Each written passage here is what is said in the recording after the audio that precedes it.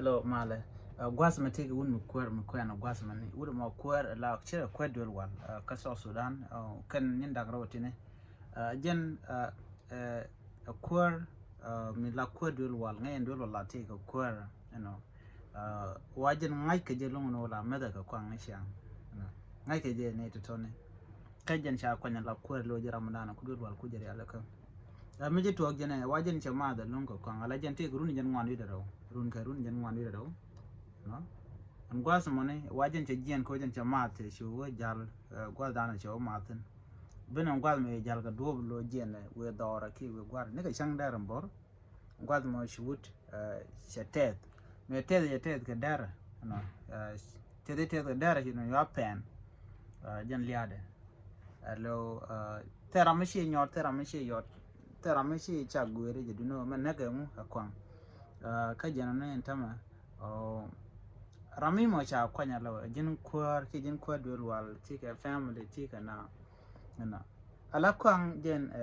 gwanteran no misana je bigu ko ne dialati no kwang gwanteran ngeda gwan ram mo chi tik de shi no mingi je rana wo meda ga kwang ala kwang it doesn't matter jin point wo chang tika ngade bo chang le jin le ram tik yuru te ke jira mo gwa la je bro da long mi ma da kwang ngeda no be je yar long be je yar long chen bi yar gwaz mo be yar wo nya wuda me sha je lingan tama no arami mo kwar te dolwa ko dolwa kan woda meda ma da kwang ka ma da tab jana gwatot karo ne ga pende siliu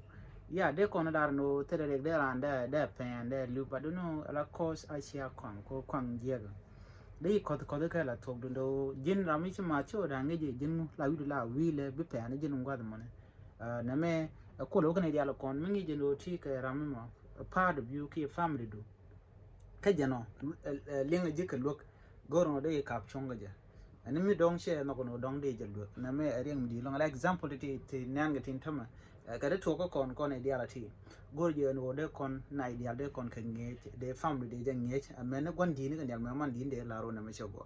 ran mi ye je pinya yen de pin ba nga she lo ye pin ka kwang ki ka mana na cham me je ka mana jan ta dan chito ka jen gude me te gruni jen ngwan ide raw jen ngwan ide raw ngo de yang man long no don chi kwang de chun na ko dong le lo liu ni ama chirun ka she ko ba ran tham me charo chu